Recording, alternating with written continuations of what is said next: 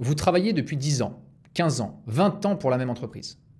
Vous avez donné, vous avez livré, délivré comme on dit en franglais corporate. Quelque chose en ce moment ne va plus. Dans cette vidéo, on va parler des RH en se posant la question suivante. Est-ce qu'ils sont vraiment là pour vous aider? Et surtout, on va voir ensemble les 7 leçons que j'aurais aimé connaître avant de traiter avec eux. Depuis 5 ans, plus de 4000 cadres sont venus me voir avec un seul objectif, partir sans démissionner avec un matelas de sécurité. Attention, je ne suis ni juriste ni RH. Il y a 6 ans, j'étais comme vous. Depuis, j'ai structuré une approche terrain sur rupturepro.com et je suis certifié en négociation à Harvard.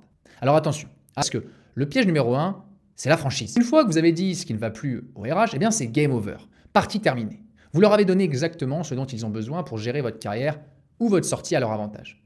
Parce qu'ils n'ont plus qu'à attendre que vous résigniez ou que vous partiez une main devant, une main derrière, par la petite porte.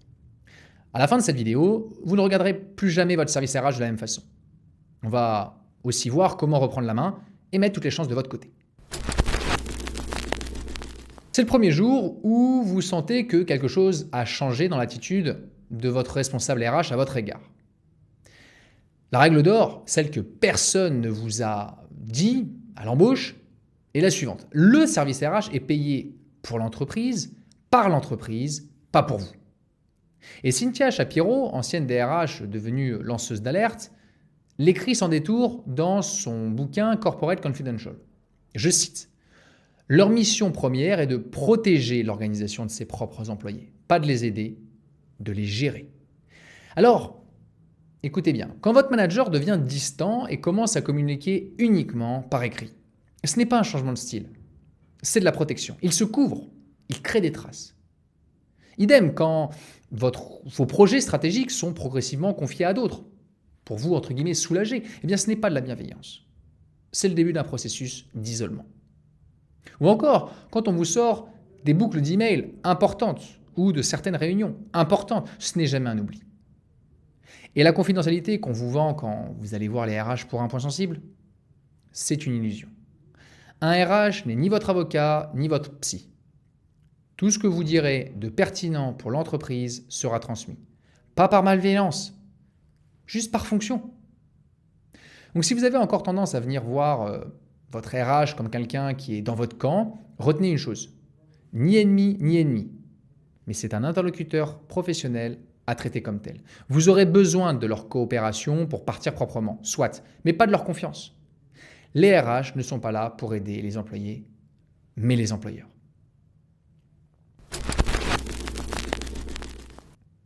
C'est le moment où vous rentrez chez vous, épuisé, sans raison apparente, où votre conjoint remarque que vous avez changé, où vous ne dormez plus comme avant. Dans mes consultations, il y a un profil que je croise très souvent. C'est le cadre qui arrive en me disant qu'il va bien, que tout va bien, que c'est juste un passage difficile. Et puis, au bout de 20 minutes, il me dit qu'il a quand même eu des sautes d'humeur, de santé, ou qu'il y a eu peut-être un début d'arrêt, ou que son médecin lui parle de s'arrêter, peut-être de burn-out depuis quelques semaines, quelques mois, qu'il n'a plus la force de se lever le lundi matin, ou qu'il a vraiment la boule au ventre, mais qu'il tient. Parce que les enfants seront bientôt post-études, parce que le crédit court encore pendant 3, 6, 15 ans, parce que partir maintenant, ce serait perdre X choses. Et en fait, ce cadre ne réalise pas encore que c'est déjà perdu. Pas l'emploi, la santé, l'énergie, les années. Et Christina Maslach, qui est une chercheuse à Berkeley, a défini le burn-out comme un épuisement émotionnel, une dépersonnalisation et une perte du sentiment d'accomplissement. Et en fait, ce qui est intéressant, c'est qu'elle observe dans ses études que les personnes les plus touchées sont précisément celles qui se sont le plus données. Les bons petits soldats, en fait. Ceux qui n'ont pas compté leurs heures, ceux qui ont beaucoup mouillé le maillot. Le stress chronique, les troubles anxieux liés au travail, l'impossibilité psychologique de reprendre après un arrêt, ou la peur encore de retourner travailler, tout cela n'est pas de la faiblesse. C'est le signal que votre organisme vous envoie depuis des semaines, voire des mois, peut-être même des années, et que vous avez ignoré parce que vous pensiez avoir encore le temps, avoir encore l'énergie, avoir encore la niaque. Et si vous voulez protéger votre santé, partir avant que ce soit trop tard, avant le burn-out, eh bien la question n'est plus d'attendre, c'est d'agir avant que votre corps décide pour vous. Si votre corps vous envoie des signaux depuis trop longtemps, la question n'est plus de savoir si vous devez partir, c'est de savoir comment partir, sans vous retrouver à sec, sans partir une main devant, une main derrière, sans filet de sécurité. Et je cite cette phrase, « J'y ai laissé ma vie de famille et ma santé ». Ou encore une autre, « Je risque de me détruire si je continue ». Ce sont des cadres qui m'ont dit ça. Alors je ne dis pas que vous êtes tous dans ce cas-là. Mais avant de continuer, j'ai mis en description un test gratuit qui s'appelle « Pourquoi pensez-vous de plus en plus à quitter votre entreprise ?» 2 minutes. Quelques questions et à la fin, vous obtenez un diagnostic personnalisé de votre situation parce que ce n'est pas la même chose de souffrir en silence depuis des mois, d'être activement poussé vers la sortie ou d'être prêt à partir mais bloqué par le financier. Chaque situation a sa stratégie. Le lien est dans la description de cette vidéo.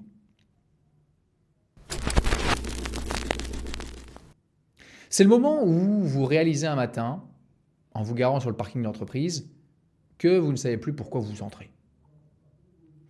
Je me souviens d'une consultante, directrice marketing dans un grand groupe, qui me contacte après 15 ans dans la même entreprise et elle me dit « Malgré que je ne crois plus au projet, je ne me reconnais plus dans ce qu'on me demande de faire, j'ai fait le tour. » Mais elle ajoute immédiatement « Sauf que je ne peux pas partir comme ça, j'ai des crédits et des enfants. » Donc en fait, elle fait le dos rond en attendant que les petits soient une fois de plus sortis de l'université.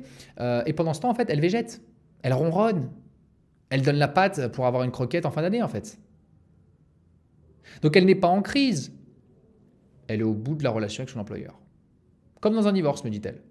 Comme dans une relation. Ça devient une évidence au bout d'un moment. Et Herminia Ibarra, professeure à la London Business School, a étudié pendant 20 ans les transitions professionnelles des cadres. Et dans son livre Working Identity, elle décrit ce moment précis. Je cite, « La perte de sens n'est pas un symptôme à soigner, c'est une donnée à intégrer. Le problème n'est pas de ressentir ce désalignement, c'est de l'ignorer jusqu'à ce qu'il coûte trop cher. » Donc la perte totale de sens, l'impression de tourner en rond, le plafond de verre que vous voyez clairement au-dessus de vous, la crise de sens qu'on peut avoir à 50 ou 55 ans, l'envie de reprendre le contrôle de votre vie professionnelle, le besoin de vous reconstruire ou encore l'envie de changer de vie. Tout cela n'est pas un caprice, c'est une information professionnelle précise. Si vous sentez que vous êtes arrivé au dernier virage de votre cycle professionnel dans cette entreprise, la question n'est pas de rester ou de partir, c'est de partir à quel moment, dans quelles conditions, avec quoi dans les mains ou dans les poches. Tourner la page, oui, mais pas les mains vides. Et je cite ces 3 phrases-là qui reviennent souvent de cadres.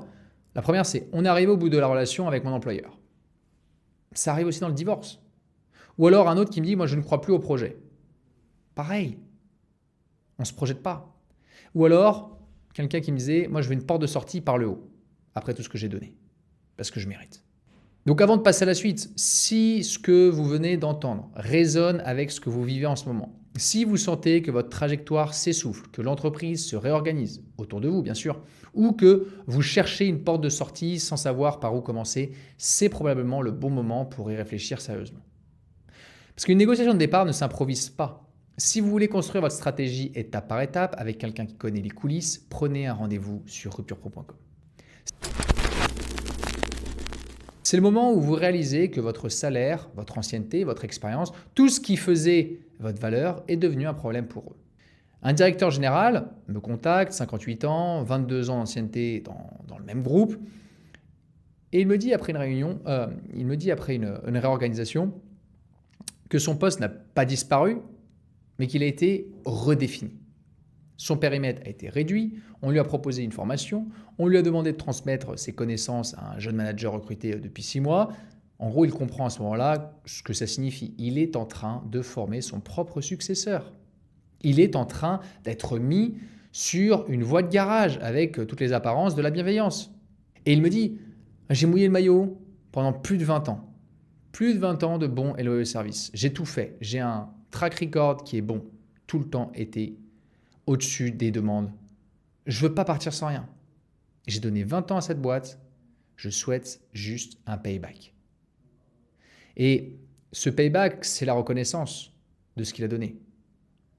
Cynthia Shapiro décrit précisément ce mécanisme dans encore ce bouquin Corporate Confidential. Elle dit, je cite, « Il existe dans toutes les grandes entreprises, officieusement, une liste d'employés à faire partir.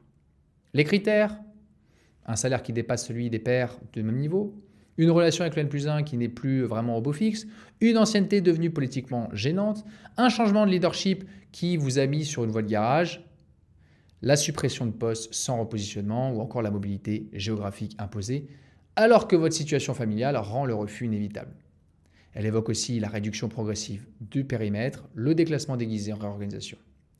Ce sont des techniques d'éviction propres. Pas de faute, pas de conflit ouvert, une pression lente, documentée, qui vise à vous faire partir seul, sans coûter un centime. Et si vous êtes proche de la retraite, mais qu'il vous manque des trimestres, si vous avez besoin de tenir jusqu'au taux plein, grâce à France Travail, cette situation prend une dimension financière qui ne tolère aucune improvisation.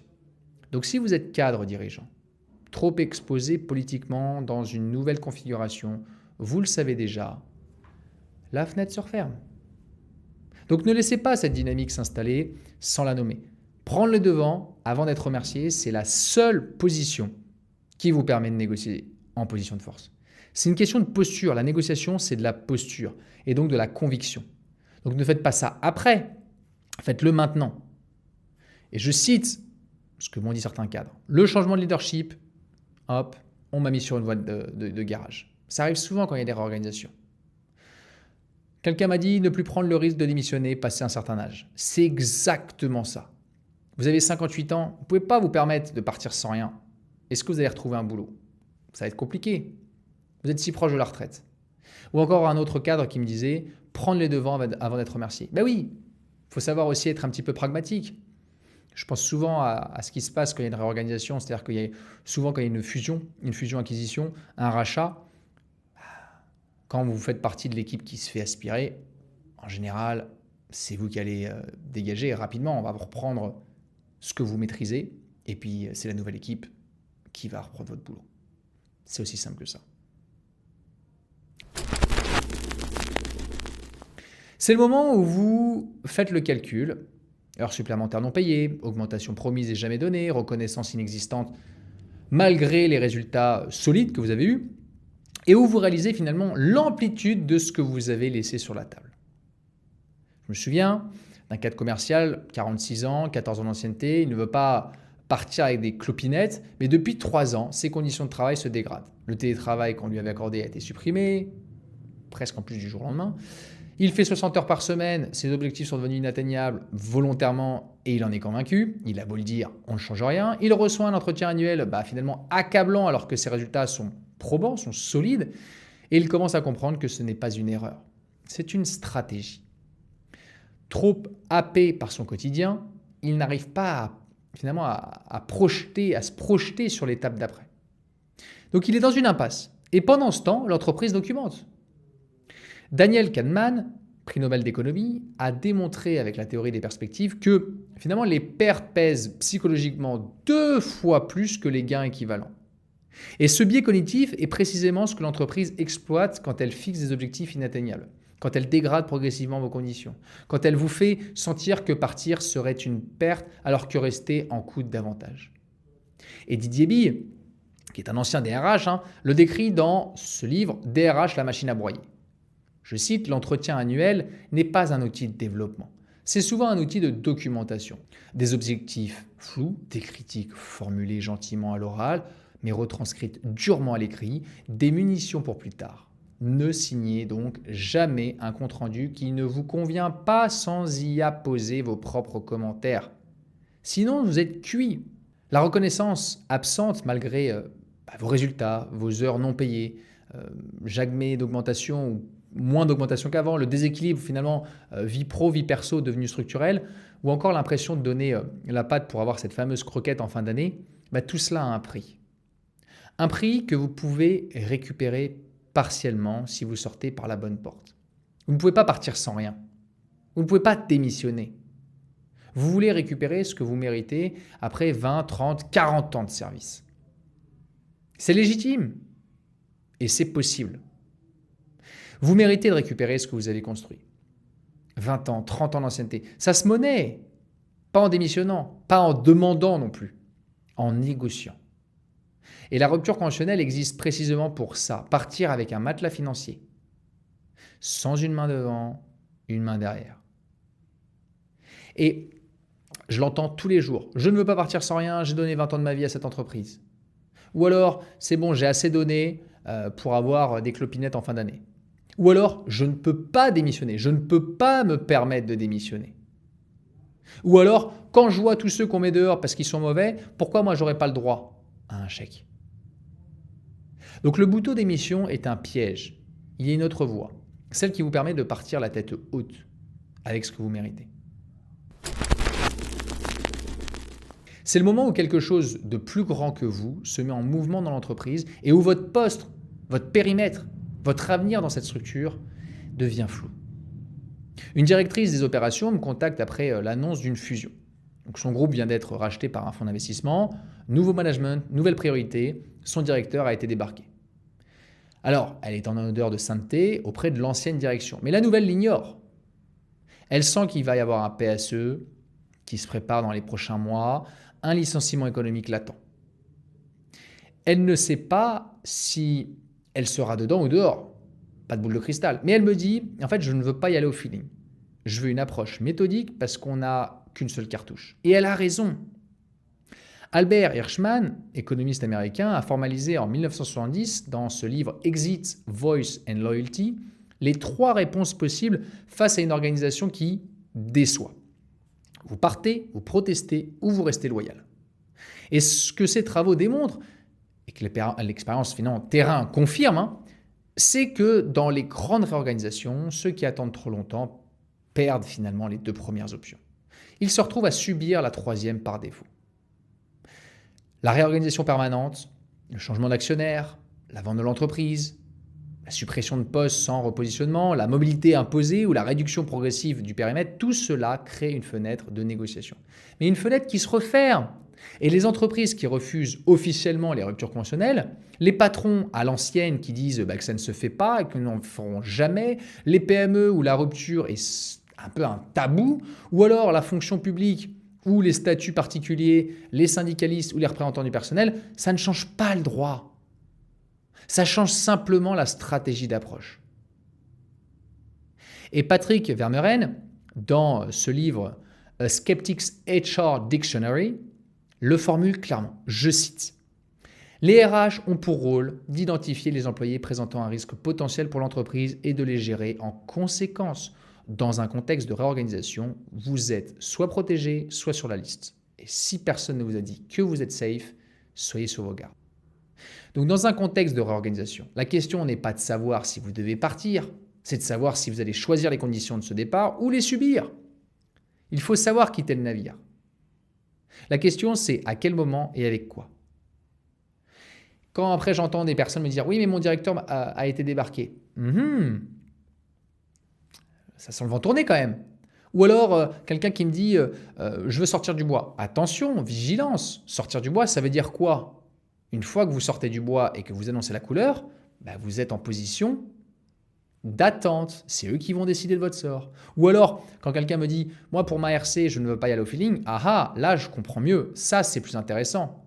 Parce que si vous allez au feeling, rappelez-vous de la statistique, 89% des demandes de rupture conventionnelle sont refusés en France. 89%.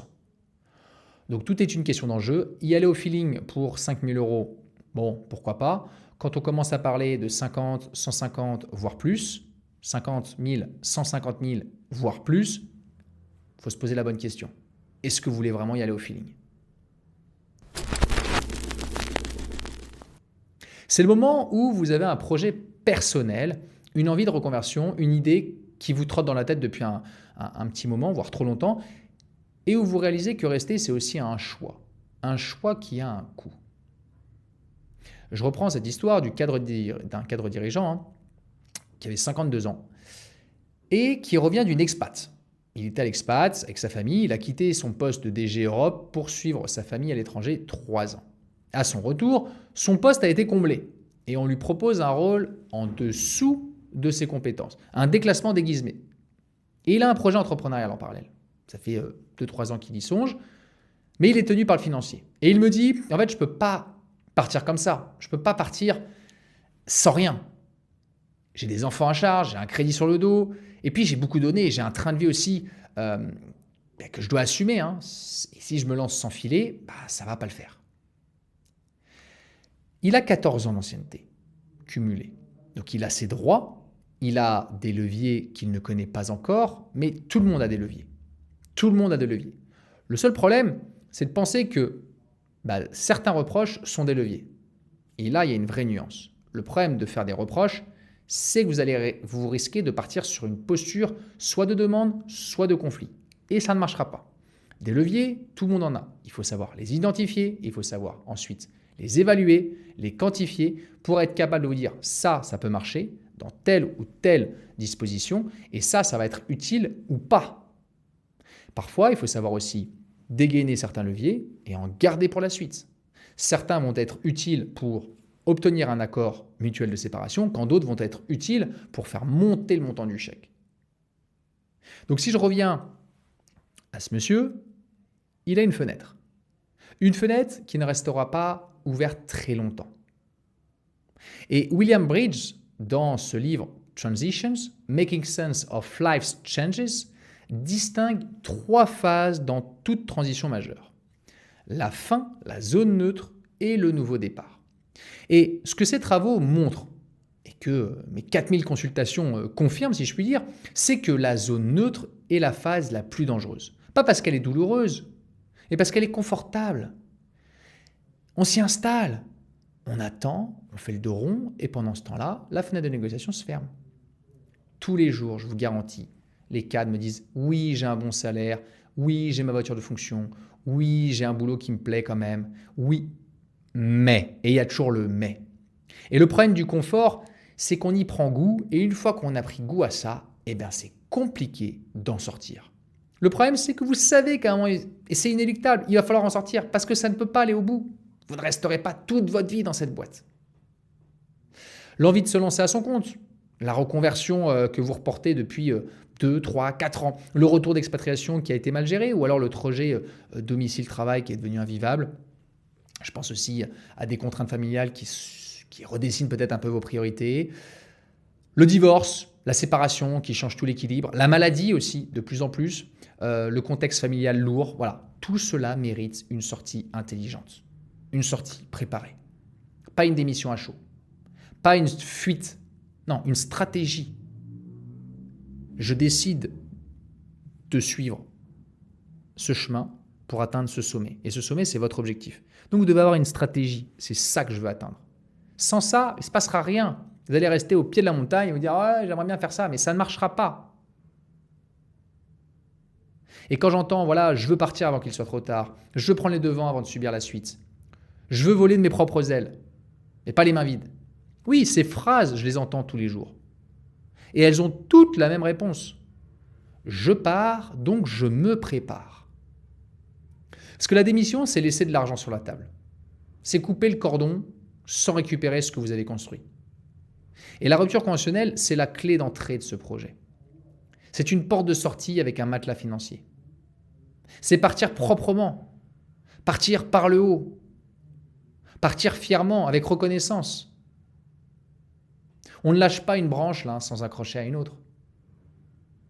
Donc c'est crucial de bien retenir ça. Je pars, je me prépare. Albert Camus écrivait, je cite, « Il faut imaginer Sisyphe heureux ».